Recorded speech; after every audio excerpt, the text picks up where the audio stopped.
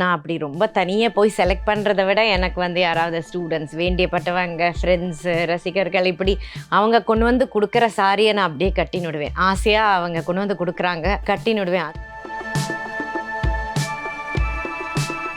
என்னுடைய பாட்டி, என்னுடைய குருவுமான ஸ்ரீமதி டி.கே. பட்டம்மாள் அவங்க வந்து இந்த உலகத்தில் திருப்பியும் வர மாதிரியான ஒரு கான்செப்ட் அது. ஸோ நான் அவங்க மாதிரி ட்ரெஸ் பண்ணிட்டு வந்தேன். ஸோ அவங்களுடைய ஒரு சாரியை கட்டிண்டு மேடையில் வரும்போது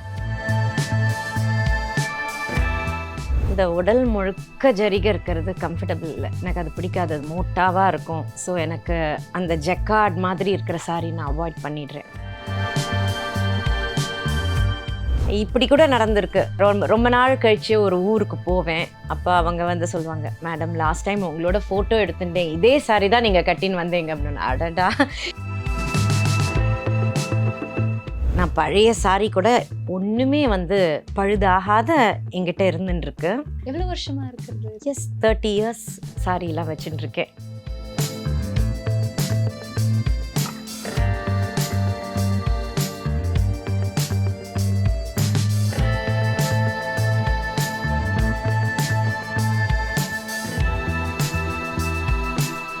மிஸ் வாவ் தமிழா நேயர்களுக்கு வணக்கம். இந்த டிஸ்கஷனுக்கு நம்ம கூட கர்நாடிக் சிங்கர் நித்யஸ்ரீ மேம் இருக்காங்க. அவங்களோட சாரி கலெக்ஷன்ஸ் பற்றி தான் நம்ம கேட்க போகிறோம். வணக்கம் மேம்.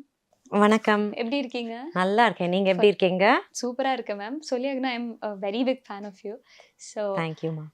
உங்களோட ஒரு ஜேர்னி பற்றி நம்ம பேசும்போது சாரியை பற்றியும் கேட்டே ஆகணும். எப்போ நாங்கள் உங்களை பார்க்க ஆரம்பிச்சிருக்கோமோ எப்போவுமே சாரியில் தான் உங்களை பார்த்துருக்கோம். ஸோ உங்கள் கனெக்ஷனை பற்றி சொல்லுங்கள். பாட்டு, சாரி, நீங்க என்ன, house the connection with your sorry? எல்லாரையும் போல எனக்கும் வந்து சாரி தான் ரொம்ப பிடிச்ச ஒரு அட்டையர்னு சொல்லணும். அது என்னமோ தெரியல, ஒரு புடவையில் வர சமயத்தில் மோஸ்ட் கம்ஃபர்டபுளாக ஃபீல் பண்ணுவேன்.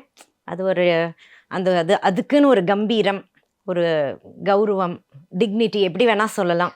அது ஆல் த மோர் கர்நாடக சங்கீதம் அப்படின்ற ஒரு இதில் இசை வடிவத்துக்கு ரொம்ப பொருத்தம் சாரி, அதுலேயும் பட்டு சாரி அப்படின்னு நான் நினைக்கிறேன். இப்போ கச்சேரிஸ்லாம் பண்ணும்போது அழகாக இருக்கும். நீங்கள் அதாவது ஒரு சமயத்தில் ட்ரெண்டே இருந்துச்சு, இது நித்யஸ்ரீ மேம் கட்டின சாரி தானேன்னு ஒரு ட்ரெண்டே இருந்துச்சு. அதெல்லாம் கவனிச்சிருக்கீங்களா? அது மாதிரி தெரியல, ஆனால் நான் எப்பவும் வந்து சில்க் சாரீஸ் தான் கட்டிப்பேன். ஆமாம்.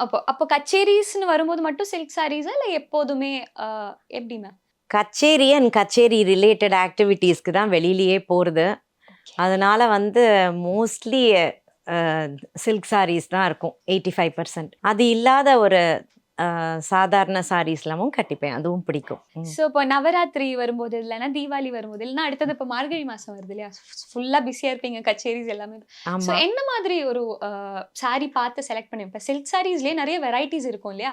ஸோ நீங்கள் பார்த்து செலக்ட் பண்ண போகும்போது, ஒரு கடைக்கு போகும்போது எப்படி, என்ன மாதிரி மைண்ட் செட்டில் போவீங்க? ரொம்ப ரொம்ப கஷ்டமாக இருக்கும் இது. என் கூட யாராவது வந்தால் கூட, ஐயோ இந்த கலர் இருக்கே, இதை கட்டின்ற மாதிரி இருக்கே, இதை பார்த்த மாதிரி இருக்கு, இதை பிக்சர் ஃபோட்டோ பார்த்துருக்கேன். என்னோட டாட்டர்ஸ் வருவாங்க, மா நீ எந்த கலரை பார்த்தாலும், எந்த சாரியை பார்த்தாலும் இது ஏதோ ஒரு சமயத்தில் கட்டின்ற மாதிரி இருக்கு அப்படின்னு சொல்லுவாங்க. ஃபைனலாக என்னன்னா, மனசுக்கு எது பிடிச்சிருக்கோ அதை வாங்கினுடலான்னு நினைப்பேன். சில சமயத்தில் அன்யூஷுவலாக ஒரு கலர் எடுக்கணும் அப்படின்னு எடுப்போம். ஆனால் அது எடுபடாது மேடைக்கு. ஸோ சிலது இந்த தலைப்பில் நிறைய ஒர்க் பண்ணியிருக்கோம், இங்கே உடல்லாம் பிளெயினாக இருக்கும். பட் அது நம்ம மேடையில் உட்காந்துக்கிற சமயத்தில் தெரியவே தெரியாது. ஸோ அது சரியாக இருக்காது. சாரி அழகாக இருந்தாலும் மேடையில் எது நல்லா இருக்கும் அப்படின்றதுக்கு தான் ஒரு இம்பார்ட்டன்ஸ் கொடுத்து செலக்ட் பண்ணுவேன். இப்போ நீங்கள் அப்படி எடுத்த வரைக்கும் என்ன மாதிரி எடுக்கும்போது மேடையில் நல்லா இருக்கும், இல்லைன்னா இந்த கலர் காம்பினேஷன் போட்டால் நல்லா இருக்கும்லாம் யோசிச்சு என்ன மாதிரி எடுத்திருக்கீங்க? உண்மையை சொல்லணும்னா, நான் அப்படி ரொம்ப தனியாக போய் செலக்ட் பண்ணுறதை விட எனக்கு யாராவது ஸ்டூடெண்ட்ஸ் வேண்டியப்பட்டவங்க ஃப்ரெண்ட்ஸு ரசிகர்கள் இப்படி அவங்க கொண்டு வந்து கொடுக்குற சாரியை நான் அப்படியே கட்டினுடுவேன். ஆசையாக அவங்க கொண்டு வந்து கொடுக்குறாங்க, கட்டினுடுவேன். அது மாதிரி நிறைய சாரீஸ். இப்போ யாராவது இந்த புடவை ரொம்ப அழகாக இருக்கு, எங்கே வாங்கினீங்க கேட்டால், அதை இன்னொருத்தரோடைய ஒரு செலெக்ஷன், அவங்க ஆசையாக என்னை விட இன்னும் கொஞ்சம் ஸ்ரத்தை எடுத்து எனக்கு எது அழகாக இருக்கும்னு யோசிச்சு அவங்க வாங்கி கொடுக்குற சாரீஸும் நிறைய கிளிக்காக இருக்குது, ரொம்ப நல்லா இருக்குது அப்படின்னு சொல்லுவாங்க. நான் கொஞ்சம் சேஃபர் சைடில் பிரைட் கலர்ஸ் எடுப்பேன். அது கொஞ்சம் நிச்சயமாக அழகாக இருக்கும்னு தோணும் எனக்கு.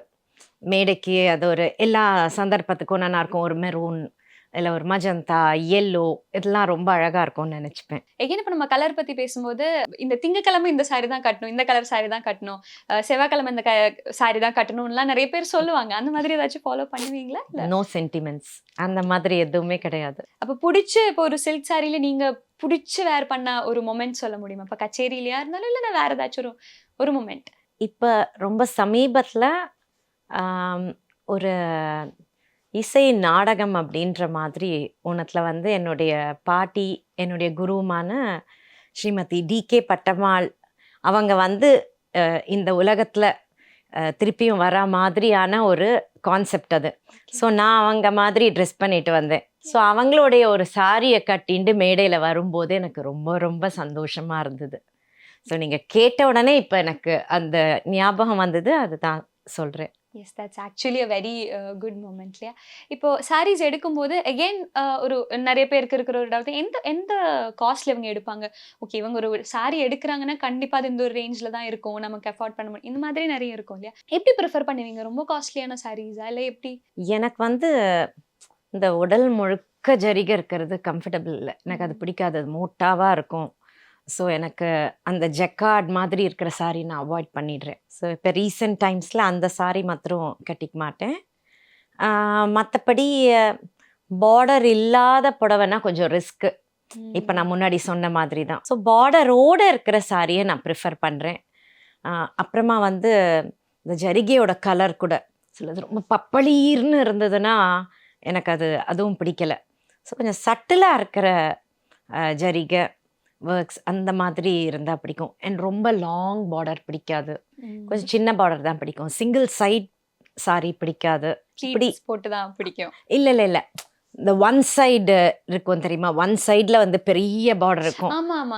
இன்னொரு சைடு இருக்கவே இருக்காது, இல்லைன்னா சின்னதாக இருக்கும். அதை விட எனக்கு ஈக்குவல் லெங்க்ல இருக்கிற டபுள் சைடு பார்டர் தான் ரொம்ப பிடிக்கும். அது தவிர ரொம்ப டல்லாக இருக்கிற கலர்ஸ் இல்லை ரொம்ப பிரைட்டா இருக்கிற கலர்ஸ் ரெண்டுமே சரி வராது. நடுவுல இருக்கிறதா நமக்கு. ஆமா. ஓகே. இப்போ அதே மாதிரி காஸ்ட் நான் தான் கேட்க வந்தேன். காஸ்ட் தான் கேட்க வந்தேன். எந்த ரொம்ப ரொம்ப ஹை ரேஞ்ச் எனக்கு சரி வராது.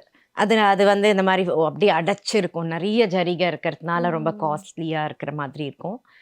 அண்டு ரொம்ப குறைச்சல் காஸ்ட்ல நம்ம பார்க்குற சமயத்தில் இப்படி மொடான்னு இருக்கும், அதோட ஃபினிஷ் நல்லா இருக்காது. ஸோ மீடியம் ரேஞ்ச் மேபி இப்போ இருக்கிற இதில் வந்து ஒரு 15-20,000 அதில் இருக்கிற சாரீஸ்னால் கரெக்டாக இருக்கும்னு நினைக்கிறேன். ஞாபகம் இருக்க எவ்வளோ சாரீஸ் வச்சுருப்பீங்கன்னா? வருஷக்கணக்காக கட்டிட்டு இருக்கீங்க. ஸோ ஒரு எவ்வளோ சாரீஸ் கலெக்ஷன் வச்சுருப்பீங்க? சாரீஸ் நிறைய தான் இருக்குது. ஆனால் வந்து ஒரு சமயத்தில் இப்போ ஒரு 2-3 இயர்ஸில் வந்து நம்ம வந்து புழக்கத்தில் இருக்கிறதுன்னு பார்த்தா ஒரு 15-20 தான் இருக்கும். நிறைய இருக்கும். ஆனால் அந்த என்னமோ அந்த ஒரு இது முன்னாடி இதெல்லாம் நிறைய கட்டிண்டாச்சுன்னா அந்த ஒரு கடைசி ஒரு 15-20 தான் ரொட்டேஷனில் திருப்பி போயின்னு இருப்பேன். ப்ளவுஸ் கரெக்டாக இருக்கும், இல்லைன்னா அதுக்கேற்ற மாதிரியான ஒரு ஜுவல்லரி இருக்கும். நிறைய தான் இருக்குது சாரி. சில சமயத்தில் இப்போ இந்த சமீபத்தில் வாங்கினது எதுவும் கூடாது, ஒரு 10 வருஷம் முன்னாடி இருக்கிற ஏதான ஒரு சாரியை கட்டிக்கணும் அப்படின்னு நினைச்சும் கட்டிக்கிற வழக்கமும் உண்டு. இப்போ நீங்க ரிப்பீட்னு சொல்லும்போது தான் எனக்கு ஞாபகம், நிறைய பேர் சொல்லுவாங்கல்ல, இந்த சாரி ஒரு வாட்டி நான் போட்டேன்னா இனி அடுத்த மாசம் தான் போடுவேன், அந்த மாதிரி. அந்த நம்புறீங்க? அப்படிலாம் வந்து வச்சுட்டா ரொம்ப கஷ்டம். இப்படி கூட நடந்திருக்கு. நான் ரொம்ப நாள் கழிச்சு ஒரு ஊருக்கு போவேன். அப்போ அவங்க வந்து சொல்லுவாங்க, மேடம் லாஸ்ட் டைம் உங்களோட ஃபோட்டோ எடுத்துட்டேன், இதே சாரி தான் நீங்கள் கட்டின்னு வந்தீங்க அப்படின்னு. அடடா, எனக்கு அவ்வளோ ஞாபகம் வச்சுட்டு அதை ரிப்பீட் பண்ணாத எடுத்துன்னு வரணுன்றதெல்லாம் மறந்து போயிடும். அப்படி சம்டைம்ஸ் அப்படி கூட நடந்திருக்கு. ரொம்ப வருஷத்துக்கு முன்னாடி பாட ஆரம்பிச்சிங்க, அந்த சமயத்தில் இருக்கிற ட்ரெண்ட் கிடையாது இப்போ இருக்கிற ட்ரெண்ட். கரெக்ட். அந்த சமயத்தில் எப்படி சாரி கட்டிட்டு இருந்தீங்க, சூஸ் பண்ணிட்டு இருந்தீங்க? அது எப்படி சேஞ்ச் ஆயிருக்கு இவ்வளோ வருஷத்தில்? முதல்ல வந்து இப்போ நீங்கள் சொன்னீங்கன்னா அப்போ எனக்கே என்ன யோசிக்கிறேன், அப்போ அவ்வளோ நமக்கு வயசாகிடுத்தா அவ்வளோ அடுத்த போன ஜெனரேஷனை சேர்ந்த மாதிரி தோணிடும். இருந்தாலும் பரவாயில்ல சொல்கிறேன்.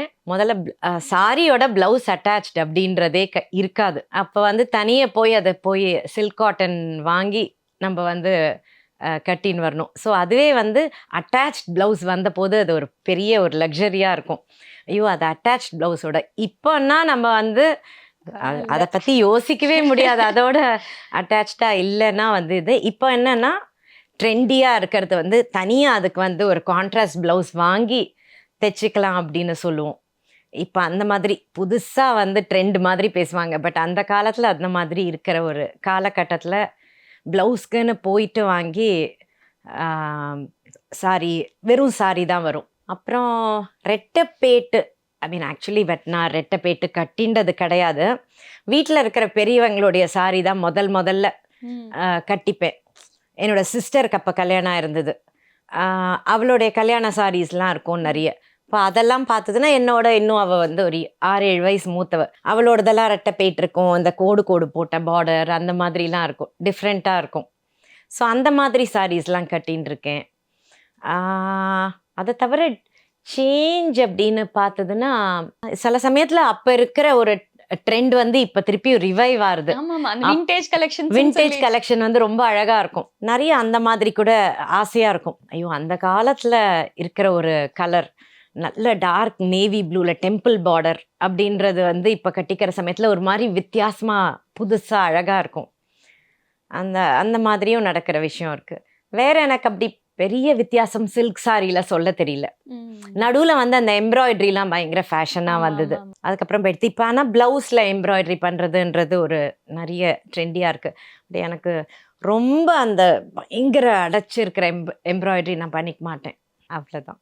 இப்போ கச்சேரிலாம் பண்ண ஆரம்பிக்கும். இப்போ ஆரம்ப காலத்துல யாரையாச்சும் பார்த்து இவங்க கட்டுற மாதிரி நம்ம இப்போ உங்களுக்கு இருக்கும்ல இன்ஸ்பிரேஷன் யாராச்சும் இருக்கும் இல்லையா? இப்போ கச்சேரி பண்ணும்போது யோசிச்சிருக்கீங்களா இவங்கள மாதிரி நம்ம கட்டணும், இல்லைங்க அவங்க கட்டுறது நல்லா இருக்கே அந்த மாதிரி எல்லாம் யோசிச்சிருக்கீங்களா? இவங்கள மாதிரி நான் கட்டிக்கணும்னு நினைச்சதில்லை.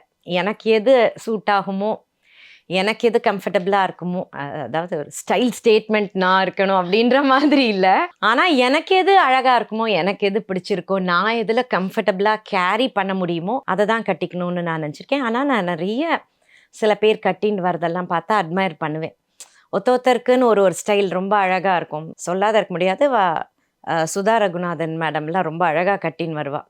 ஸோ அது நல்லாயிருக்கும். இப்போ என்னோட இன்னொரு ஃப்ரெண்டு கொலீகே பார்த்தா இப்போ ஜெயஸ்ரீ, பாம்பே ஜெயஸ்ரீ, அவள் ஒரு ஸ்டைலாக வருவா. அவளுடைய ஒரு இது இருக்கும், கொஞ்சம் சட்டில் கலர்ஸ். ஜெயஸ்ரீ அந்த மாதிரி கட்டிப்பா, அதுவும் அழகாக இருக்கும். சௌமியா வேறு மாதிரி கட்டிப்பா. எங்களோட சீனியர்ஸ் பார்த்ததுன்னா கேட்கவே வேணாம். பட்டமாமா, எம்எஸ் அம்மா, எம்எல்வி அம்மாலாம் ஒருத்தர் ஒவ்வொரு மாதிரி அழகாக கட்டின்னு வருவாங்க. அதெல்லாம் பார்த்தா அவ்வளோ லட்சணமாக இருக்கும். ஓகே, இப்போ சில்க் சாரீஸ் தான் நீங்க ரொம்ப ப்ரிஃபர் பண்ணுவீங்கன்னு சொல்லிங்க. ஸோ சில்க் சாரீஸ் எப்பவுமே தாட்ஸ் எப்படி இது மெயின்டைன் பண்றது, எப்படி இது கேரி பண்றது, நிறைய டவுட்ஸ் இருக்கும். மேஜரா இருக்கிறது தான் மெயின்டெனன்ஸ், எப்படி இதை மெயின்டைன் பண்றதுங்கிறது. இவ்வளோ வருஷம் அது நம்ம கொண்டு போறதுங்கிறது பெரிய விஷயம் இல்லை. ஸோ என்ன மாதிரி மெயின்டெனன்ஸ்லாம் பண்ணுவீங்க? சம்ஹவ் வந்து எனக்கு நிறைய சாரீஸ், நான் பழைய சாரீ கூட ஒன்றுமே வந்து பழுதாகாத எங்கிட்ட இருந்துருக்கு. எவ்வளவு வருஷமா இருக்கிறது? ஓல்டஸ்ட் சாரி நானே இப்போ யோசிக்கிறேன் என்ன இருக்கும் அப்படின்னு. 30 இயர்ஸ் சாரிலாம் வச்சுட்டுருக்கேன். பத்திரமா தான் இருக்கு. கச்சேரிக்கு கட்டின்னு திரும்பி வந்ததுக்கு அப்புறமா அப்படியே தூக்கி போடாத ஒரு சிங்கிளாக அதை காத்தாட விடணும். அதுக்கப்புறமா அதை ஃபோல்ட் பண்ணி அயன் பண்ணி வைக்கணும். அண்ட் ஹேங்கரில் தான் நான் போடுவேன் புடவைய. அண்ட் அப்பப்போ வந்து திறந்து போய் இருக்கிறதுனால அந்த சாரி வந்து எதுக்கோ கீழே ஷெல்ஃபில் வந்து கீழே மாட்டினுடாத பார்த்துக்கணும். மடிச்சே ஃபோல்ட் பண்ணியே இருந்ததுன்னா அப்புறம் அப்படி திறந்தா தரன்னு கிழிஞ்சிடும். ஸோ அது மாதிரி இல்லாதவும் பார்த்துக்கணும். அண்ட் ஏதாவது ஒரு ஒகேஷனில் அதை ரொட்டேஷனில் எல்லா புடவையும் நம்ம எடுத்து பார்க்கணும். அந்த மாதிரி தான் எனக்கு. அதை தவிர ஸ்பெசிஃபிக்காக ஏதாவது ரொம்ப தோக்கிறது அப்படின்றது வந்து, ஏன்னா நான் கச்சேரி கட்டின்னு போயிடுவேன். பட் ஏதோ ஒரு நாள் முழுக்க போகிறோம், இல்லைன்னா ரொம்ப வேர்த்து கொட்டி போயிடுத்து, ஏதோ ஒரு கரை பட்டுடுத்து, அந்த மாதிரி இருக்கிற சமயத்தில் ட்ரை க்ளீன். ஓகே, அதுதான் நான் பண்ணுவேன். ஏன்னா எனக்கு என்னமோ வந்து அதை தோச்சு அதுக்கப்புறமா சில பேர்லாம், இப்போ என்னோட பாட்டி இல்லை எங்கள் அம்மா சிஸ்டர்லாம் வந்து நல்லா ஒரு தண்ணியில் தோச்சு அந்த புடவையை உணர்த்தி அப்புறமா கட்டிப்பாங்க. சாஃப்டாக ரொம்ப நல்லா இருக்குன்னு சொல்லுவாங்க. எனக்கு அந்த கிறிஸ்ப்னஸ் போயிடும் புடவையில், அது பிடிக்காது. அதனால் ட்ரை வாஷ் தான். லாஸ்ட் அண்ட் ஃபைனல் கொஸ்டின், இப்போ உங்களை பார்த்தப்ப கேட்கணும்னு தோணுச்சு. ஸ்கின் கேர் ஏதாச்சும் பண்ணுறீங்களா மேம்? வீட்டில் இப்போ கிளியராக இருக்குது ஸ்கின், ஏதாச்சும் பண்ணுறீங்களா? அடாடாடா, இந்த காம்ப்ளிமெண்ட் ரொம்ப சந்தோஷப்படுத்திட்டு என்ன. அதெல்லாம் ஒன்றும் இல்லை, பெருசாக ஒன்றும் இல்லை. நேச்சுரலாக அமையிறது அப்படின்றது தான் முக்கியம். இப்போ என்னோடய டாட்டர்ஸ்லாம் சில சமயம் சொல்லுவாங்க, ரெகுலராக சன்ஸ்க்ரீன் போட்டுக்கணுமா, மாய்ஸ்சரைசர் போட்டுக்கோ, நீ எங்கே பார்த்தாலும் வெளியில் போகிற, இந்த மாதிரி பண்ணணும் அப்படிலாம் சொல்லுவாள். என்னோட பெரிய பொண்ணு அதுக்கு ரொம்ப, அவளுக்கு இதெல்லாம் ரொம்ப பிடிக்கும். ஆனால் பொறுமை கிடையாது எனக்கு. அதெல்லாம் ரொம்ப அந்த மாதிரிலாம் இல்லை, நார்மல் தான், சாதாரணமாக என்ன முடியுமோ. பட் ரொம்ப கெமிக்கல்ஸ் யூஸ் பண்ண மாட்டேன். கெமிக்கல்ஸ் இல்லாம நேச்சுரல் ஃபேஸ் பேக்ஸ் அந்த மாதிரி ஏதாச்சும் போடுறீங்களா? கொஞ்சம் டிப்ஸ் மாதிரி சொல்றதுக்கு. அதாவது இந்த கச்சேரிக்கு போயிட்டு ஏதோ மினிமம் மேக்கப் தான், நான் ரொம்ப நிறைய போட்டுக்க மாட்டேன். ஆனாலும் அதை அந்த மேக்கப்பை ரிமூவ் பண்ணுறதுன்றது வெரி வெரி இம்பார்ட்டண்ட். ஸோ அதை வந்து நான் வந்து கச்சேரி முடிஞ்சிட்டு வந்தால் ஃபஸ்ட்டு அதை கனஸ்ரத்தையாக அதை பண்ணிடுவேன். நார்மல் தான், நம்ம ஒரு அப்பப்போ வந்து தேங்காய் எண்ணெய் தடவிக்கிறது, எஸ்பெஷலி கொஞ்சம் இந்த மாதிரி வெதர் இருக்கிற சமயத்தில். மார்கழி மாதம் மெட்ராஸில் பெரிய சேஞ்ச் ஒன்றும் கிடையாது, இருந்தாலும் சொல்கிறேன். இல்லை வெளியூருக்கு நம்ம போகிறோம், ரொம்ப கோல்ட் கண்ட்ரீஸ் அந்த மாதிரி இருக்கிற சமயத்தில் கொஞ்சம் மாய்ஸ்சரைசரோ இல்லை ஒரு ஆயிலோ அந்த மாதிரி அப்ளை பண்ணிட்டா நல்லது. அது தவிர்த்து ஒன்றும் பெருசாக கேர் ரொட்டீன் அப்படின்றது எனக்கு எதுவும் கிடையாது. அண்ட் அதுதான், அனாவசியமான ரொம்ப கெமிக்கல்ஸை வந்து நம்ம அவாய்ட் பண்ணுறது நல்லது. Thank you so much. இவ்வளோ நேரம் எங்கள் கூட உட்காந்து உங்களை சாரி கலெக்ஷன்ஸ் பற்றிலாம், சாரி இன்ட்ரெஸ்ட் பற்றிலாம் சொன்னதுக்கு ரொம்பவே தேங்க்ஸ். தேங்க்யூம்மா, தேங்க்யூ ஸோ மச். பெண்களுக்காக ஸ்பெஷலா மிஸ் வாவ் தமிழா அப்படின்னு சேனல் ஆரம்பிச்சிருக்காங்க. ஸோ அதை சப்ஸ்கிரைப் பண்ணுங்க. அதுல லேடிஸ்க்கான எக்ஸ்க்ளூசிவ் நிறைய விஷயங்கள் அதுல போஸ்ட் பண்ண போறாங்க. அதை பாருங்க, என்ஜாய் பண்ணுங்க அண்ட் சப்ஸ்கிரைப் பண்ணுங்க மிஸ் வாவ் தமிழா.